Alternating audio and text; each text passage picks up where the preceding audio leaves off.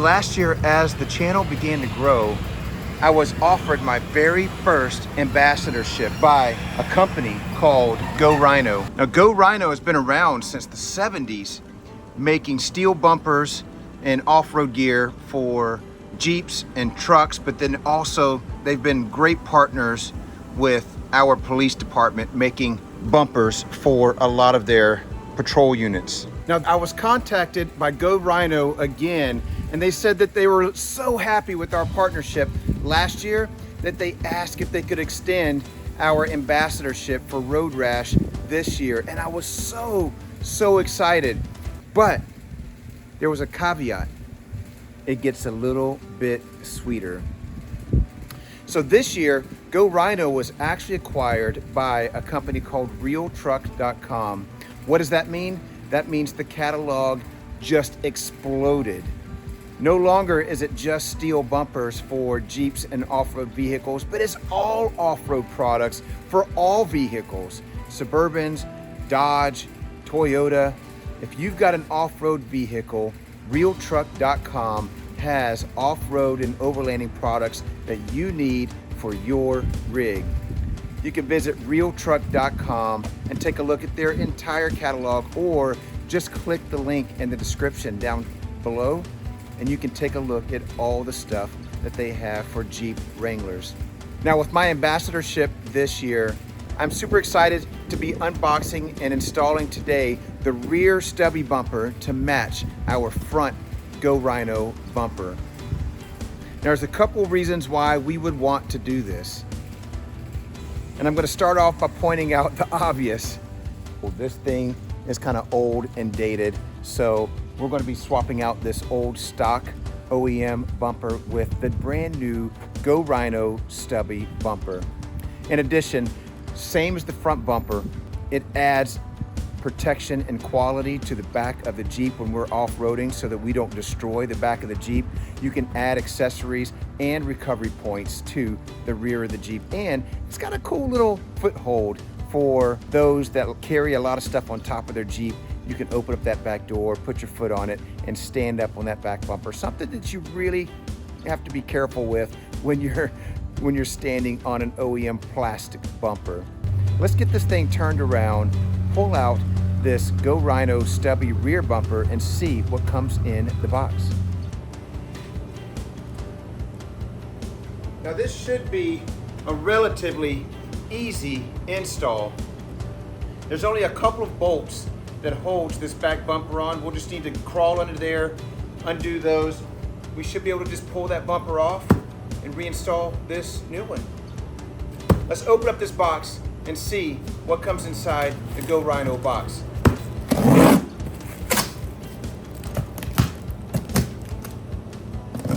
So there's really not much to it. We've got some instructions here. Let's try to get this off without tearing it. And here you get your actual bumper here. And I believe all of our mounting hardware is going to be right here.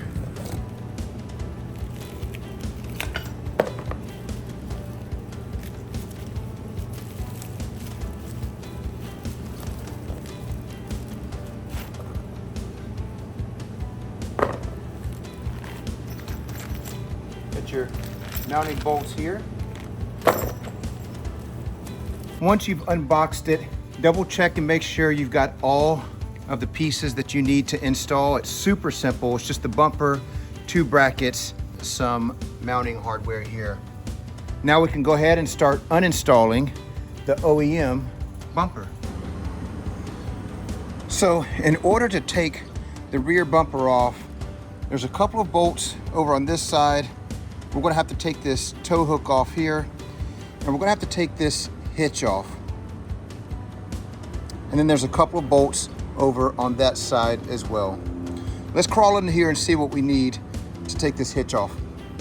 So looking underneath the rear of the Jeep, everything is super accessible, partly because I have this really cool Flowmaster exhaust, so the normal exhaust is not here. But for our tow hitch, we've got 4 bolts here.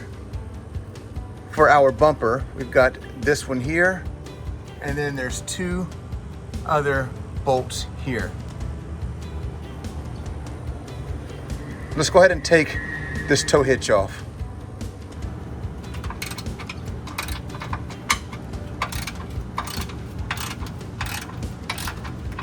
Now just here, we're going to take this nut off.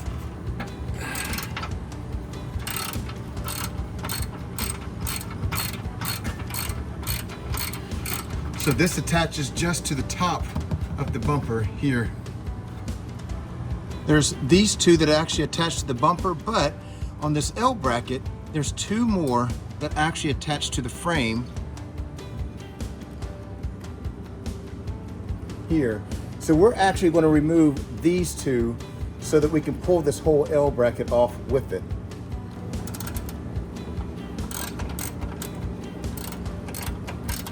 Now the bumper is loose on this side. We're going to go ahead and loosen it up on the other side.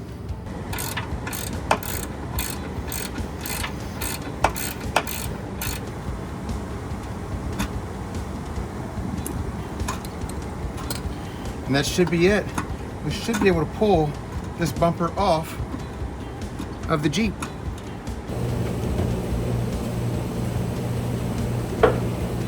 Now I believe that everything is loose. I'm hoping that there's no wires attached to it, but we'll go ahead and try to lift it off and see what we're looking at behind it. It's just a tight fit, that's what it is. It's just because this piece was getting stuck underneath here, and then because we still have this L bracket on, you've got to lift it up high enough to get it over this frame. But it is completely loose. We didn't even have to take off our tow hitch. Let's just pull this side out, and this whole bumper should just come right off. The rear bumper came off super easy. This is probably one of the easiest installs that I've done on the Jeep so far. You know, we always come up with something that happens once we start installing. But a couple of things I want to do before I install this. You know I like to take weight comparisons to see how much weight I'm actually adding to the Jeep. Now there's a huge difference between the steel bumper and this plastic bumper. So I'm going to go get my scale. Let's do a weight comparison. And I'm going to take just a minute to kind of clean up the back of this Jeep because this is some hard to reach areas. I don't know what's going to be exposed once we have this GoRhino bumper on there. So I'm going to go ahead and take some time and clean this up a little bit. Now this is going to be a significant difference. I can tell already. This is a solid steel, powder coated steel bumper. And this is a plastic OEM bumper, and I can tell just by picking them up, it's going to be a big difference. Let's put the GoRhino on here and see what the weight comparison is. So with the GoRhino steel bumper, looks like we're at 50.9 pounds that we're adding to the back of this Jeep.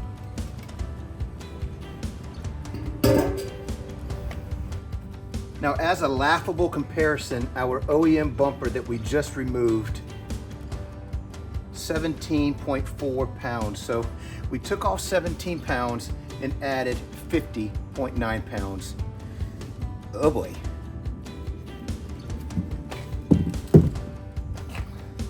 Okay, so I just realized I forgot to take the tow hook off. So we're going to use an 18, pull that off. We're probably going to have to stick a wrench in here. It looks a little bit bigger than an 18. It might be a 19 in here, but let's get a wrench, stick it in here, take this tow hook off. Okay, so it's definitely not a 19. I don't have a 20, but I tried a 21, and it's also bigger than a 21. So it's likely either a 22 or a 15/16, but we're gonna probably have to use the adjustable if we need to get in there.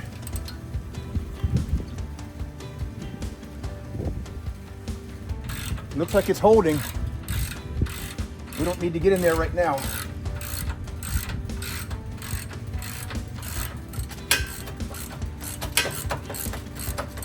All right, let's get a drill on this.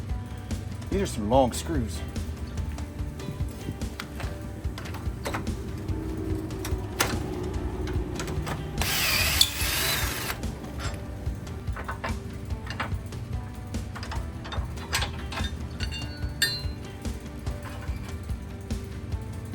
There we go. Ready to install. Now the install on this should be super straightforward. We have our little L bracket plates here that are just going to slide right in place. They're going to line up with our bolt holes. We're going to slide our bumper on here. Our screw is literally just going to screw into the side, and that is it. Okay, so the last thing before we install this bumper on the rear of the Jeep, I have a couple of these little pod lights that we're going to install in these cavities right here, and they just screw in to the back right here on this bracket. So we could set these down in here and then just screw them into place, and now we have LED pod lights in the back. Okay, we got our light pods installed. We're going to put our L brackets in, line them up where they need to go, and then now we could put our GoRhino bumper up here, line it up with the outside holes, and screw this into the outside, and we are good to go. And this is probably the hardest part of the whole thing, just because it's a little heavy to hold, but we will be able to get it. There we go.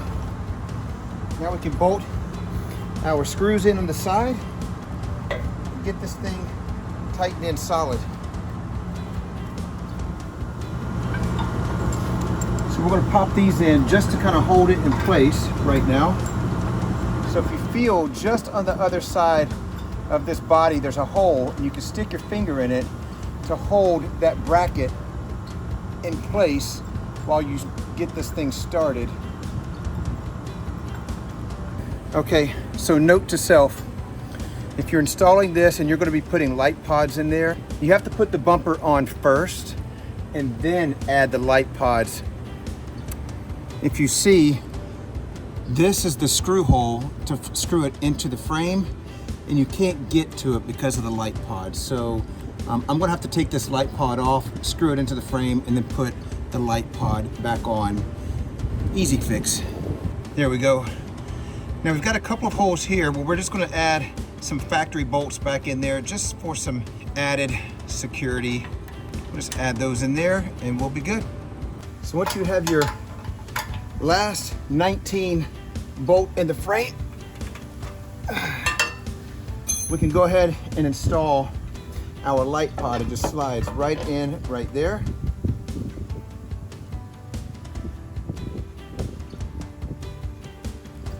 There we go.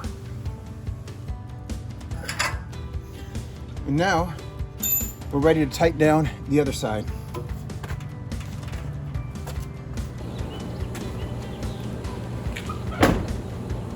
And that's it. That was probably the easiest install I have ever done on this Jeep before. It was literally 4 bolts, 2 on this side, 2 on this side, slid right on. The only thing is, if you're putting light pods in there, just make sure that you put the bumper on first, then put the light pods in afterwards. I love GoRhino. Their products are such amazing quality. If you are interested in any of the other products that I've installed on the Jeep that are by GoRhino, I installed my front stubby bumper. If you're interested in seeing which stubby bumper we went with, it's the Rockline edition. Click this link right up here. And then we also installed the E1 electric step sides by GoRhino. Click this link right up here. I'm so happy and so honored to be a part of the Real Truck team. If you're interested in any of the Real Truck products, click the link down in the description below. You can look through their whole catalog. No matter what kind of off-road vehicle you have, they've got you covered. You guys, thank you so much for coming with me on this journey of installing our new stubby rear bumper. See you guys in the next video. Peace!